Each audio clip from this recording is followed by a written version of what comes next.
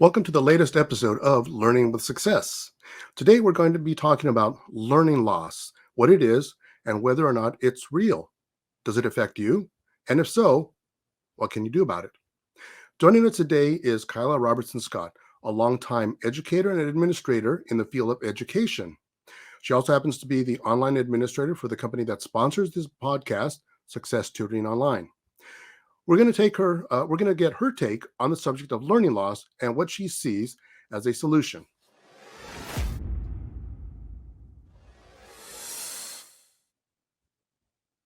Hi, Armando. Welcome, Kyla. How are you doing? Good. How are you doing? Good. Okay. So now, before we dive into today's topic, can you tell us a little bit about yourself and how you got started in the field of education? Sure. Yeah. Well, I actually started in the field of education pretty early on. Um, I became a tutor for a program that helped underprivileged youth in the heart of Los Angeles and Hollywood. And I started tutoring students there about at the age of like 17. And I realized, like, oh man, there's a problem here because a lot of those kids, they're, in seventh grade and eighth grade and 10th grade and fourth grade, they couldn't read very well. They didn't know math. They didn't have a whole lot of help. So it was very difficult for them. They were really, really struggling through school. We had, over 1,000 students that would come in every single week, and it was the same for every one of them. And it was actually, some of them was generational. Their parents also had a hard time or didn't have the education they needed. And I just, again, to help kids like that and give them that hope and that opportunity for their education really made a difference for me. And I just fell in love with it. So it's been about 23 years now since I've been in education. So yeah, I've worked at a private school in Los Angeles for a very long time. I've been a tutor also for a very long time for a wide variety of age groups. And as we said, I'm an administrator for Success Tutoring, which is a nationwide tutoring program. So Wow, very good. Okay. So now, so this whole subject here of learning loss. So, what is your take on this whole idea of learning loss? Is it real, or what have you observed with regard to this? That's a good question. There's different schools of thought regarding learning loss. There's a whole school that sort of believes that it's not a real thing and we don't need to worry about it. And there's a whole other group. Yeah, if you do your research on it, you'll see there's a lot of people who go, I don't really like to call it that because you can't really learn something you can't really lose something you never had, or you can't really, So while I do understand they're sort of playing the particulars of the definition of the word, I think we really need to go back in time a little bit and just do a real quick history lesson on what's happened to the American education system in order to understand what learning loss is, how the pandemic has affected that, and where we sit today to understand what is that really, and the fact that it really is a real thing that is actually happening across the US and across the world today. So Wow. yeah, what really happened, the world, or let's just start with the US. The Okay. US did not really have a huge amount of focus or attention on its education system until around the 80s when President Reagan wrote a paper called A Nation at Risk. And in that paper, he talks about the rising tide of mediocrity. And he talks about how they're noticing that there is a deficit. There's a problem where we no longer are the star pupil of the world. Our students weren't coming out ahead in class anymore as compared to the international market. And then from there, people started really taking an interest. The federal government at that time was, per the law and the Constitution, the federal government is not supposed to really dabble in affairs of education. So it talks about where they don't have it. It prohibits the federal government from controlling state education. So it's a state's job to handle that. So there was a lot of back and forth on how to handle it. And as they looked into it more and more and more, the governors themselves and the state school boards, the county school boards looked into it, and they realized, oh, there's a problem where these children that are, that were turning out at graduation are not performing as well as they should be. And they're not up to par with other nations. And in the 80s and 90s in particular, engineering, the tech field, industry were all on the rise, because with the invention of the computer chip, it started to get into everything that we use. Then you get to where in 2001, we get the No Child Left Behind Act. So this is where you get your really first big federal funding initiative to do something about the school system, where the federal government already on a federal level for the whole US has recognized that we are operating at a deficit already. I remember when basically some of these articles, and they kept talking about comparing the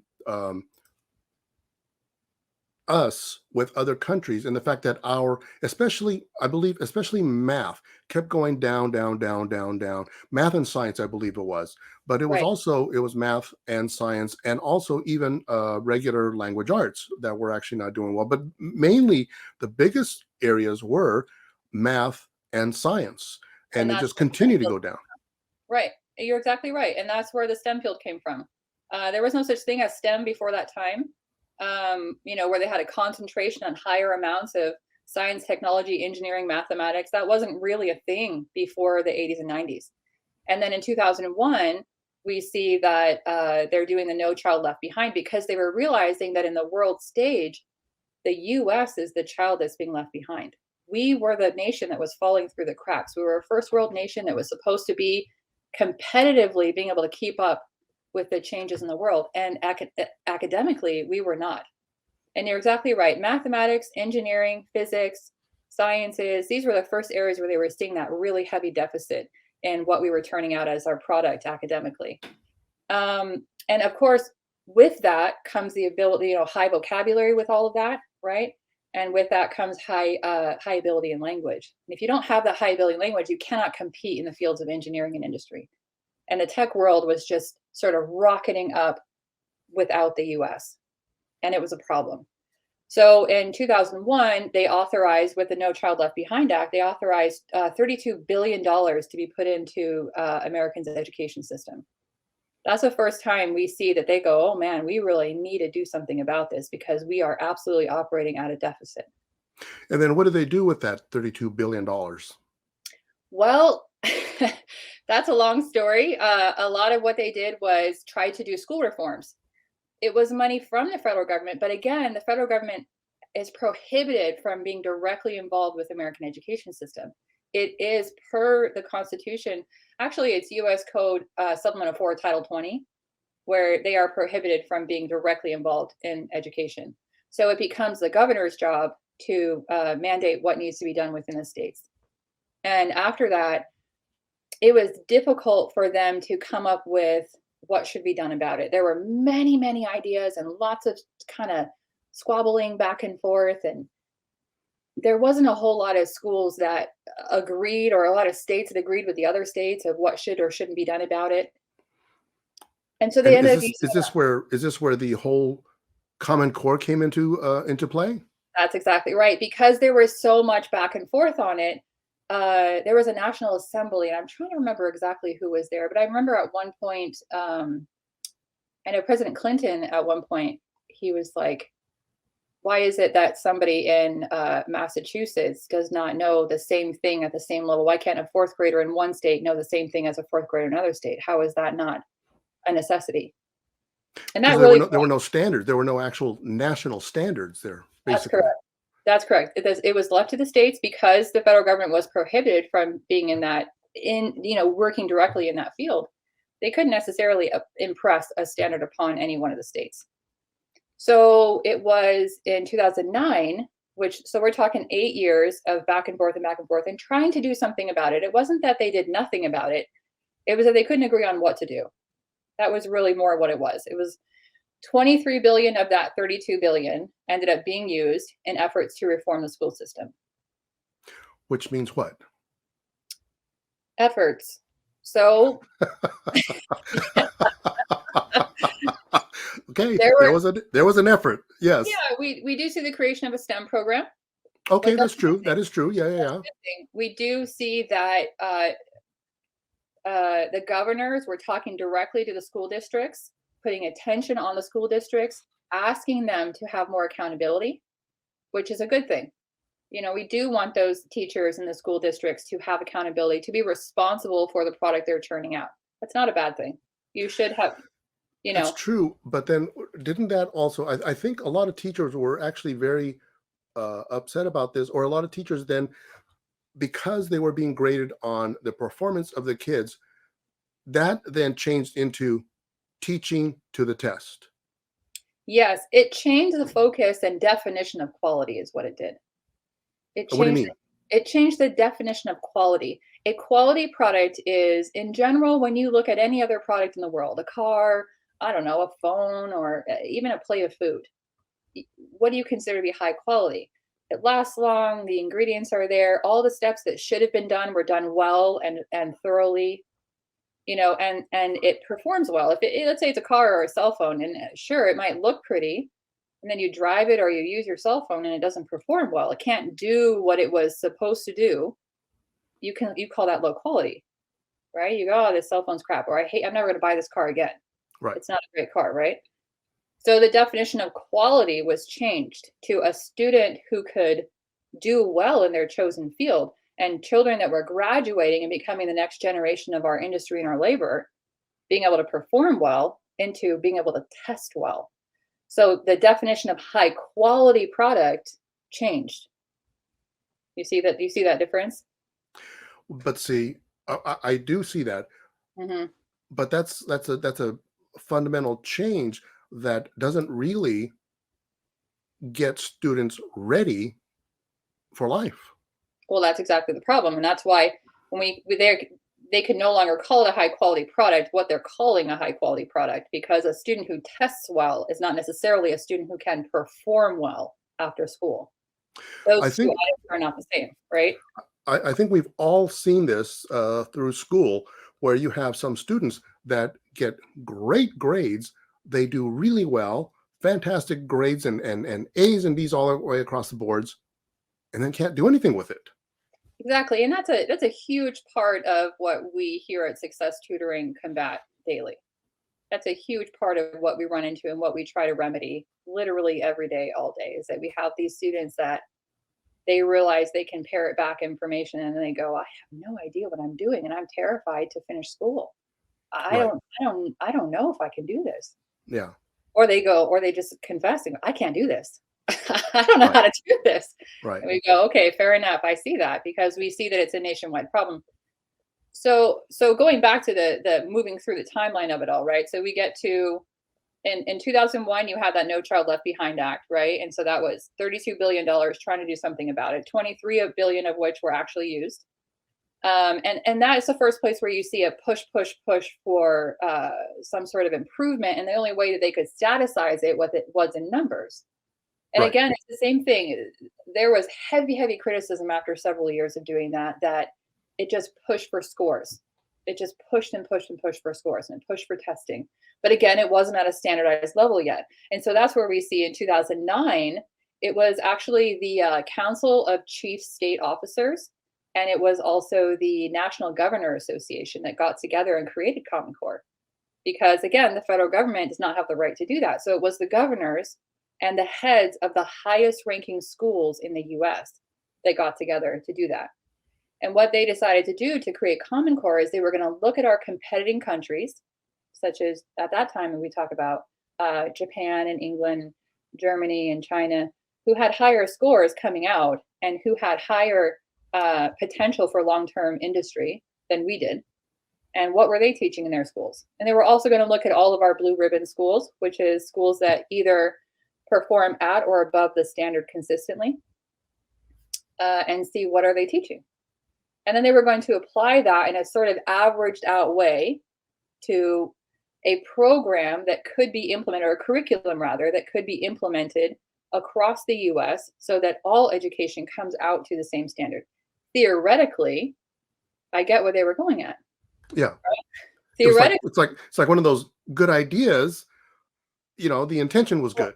poorly executed. Yeah. Yes. Yeah. So while they're not wrong that something needs to be done about it, and while they were trying to do something about it, you have another problem that at the same time, Obama comes out with this thing called Race to the Top. Race to the Top was competitive funding that was going to come from the federal government to schools that wanted to reform their system and get better. Race to the top. And these schools started feverishly competing with each other. These school districts. The problem is you need to look better and look better and look better, and you can tend to PR your way into looking great when you're really maybe not doing what you should be doing. Not all of them. I would not say all of them. But you also have to remember this comes at the same time, 2008, 2009. What happened economically in the world market at that time in the US market? We had the 2009 crash. Everything was going down. Yeah. Everything was going down. People were losing their houses, people were losing their jobs, and we were wondering if we were heading into another Great Depression. Great Depression. Yeah, exactly. Yeah. It was a very heavy recession, and it was a very scary time. I remember long lines of cars actually lined up to try to get gas, Yeah. Yeah. And it was all across the US. And Yeah. it was across lots and lots of fields of industry. Lots and lots of fields. And the school systems felt it too, because a lot of their funding was being squeezed. And we saw arts programs being cut. We Right. saw teachers being cut, layoffs all across the boards. We saw the sports programs going, PE. I mean, they were down to bare bones. It was a problem for the school system, a big problem. I So, remember when I went to school, which was basically, just right after the dinosaurs, a long time ago. So, but when I went to school, we just had to get dressed and get to school, right? yeah. In hmm in at the school, we had, the schools provided pencils, papers, erasers, hmm rulers, dictionaries, all the textbooks.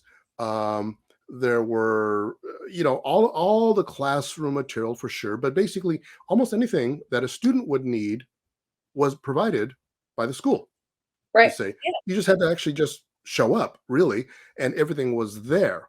Yeah. Plus there was actually now I don't know if this was across the boards all over the country, but there was also um, there was free school busing. You know, Yeah. That's right. so again, you just go to wherever you pick up, where the bus picks you up, stand in Mhm. line, get on the bus, go into school, and everything is provided there. Um, and then you come back, and that's it. And then there were, later, as you said, after all these things, all this funding was cut, and now a lot of kids they supply their own pencils, they supply their own paper, they supply their own, all of their material. Yeah. There's been cartoons of, kids ready to go back to school, and they show a kid going in, and he's got a backpack, and he's got a desk on his back, and he's got a, Chair behind him. Yeah. exactly, everything, because it was not provided. I mean, yeah, that's taking it to the extreme, Right. but that was the whole idea, is to show that it's very different. Yeah, you're right. And that problem was prominent in 2009, 2008. And so part of the reason why a lot of these schools accepted or took on the Common Core program, up to 45 states took on the Common Core program by 2012. Right. And part of it was because they needed that funding, or that school was going to close, and they didn't want to do that to all the kids in their community. Now, And also, wasn't it also part of the situation where basically there was all of this money that was put together, or available from the U.S. government, mhm. but it was made available to the states if they accepted Common Core? Well, that's what it was. The Rise to the Top initiative was for schools that were wanting to reform. And while it was never spoken, it was kind of an unspoken, and there was pressure there to accept the Common Core program. There Oh was yeah, pressure for sure. It was states like Alaska and Texas and I think Minnesota, Virginia, who did not accept that program and did not accept a whole lot of that federal funding. yeah, but I Uh, think it was 44 out of the 50 states. 45 out of the 45. 50 Oh wow. accepted by Okay. Yeah. 2012. Yeah, Yeah. 45 of them. Yeah, it was a lot. So that's where we get Common Core from. And you have to realize that the purpose of Common Core was to handle a deficit that they had already been trying to handle for 20 years. They had already been trying to handle this problem for 20 years of realizing that we are no longer the A+ student of the world. Our kids are not coming out above average. Our kids were not even coming out average as compared to the international field. It was a problem. So and then we also had the 2008, 2009 recession happening at the same time, where exactly what you're saying, their school supplies couldn't even be supplied anymore. These teachers, I mean, I was teaching at that time. We didn't even have paper in our classrooms. Like it was like, I need to get this information to this kid, and they're on reused, recycled school books. They're on pencils that are this tall.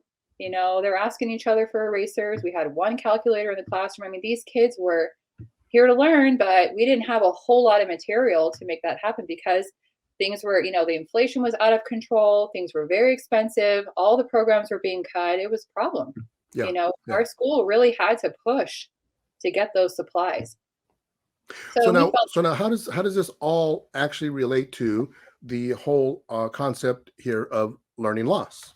Right. So that's exactly where I'm going with this, right? So we see, okay. I know, right? Long story short, we see that the pandemic hits in 2019, right? January 2020, I would say. Well, yeah, late 2019 is when it started. It was like going all over the world. And it hit here, and all the businesses and schools closed, at least in California, they closed in March of 2020. We were already seeing closures in New York, and in Seattle, where the big ports were, right? Right.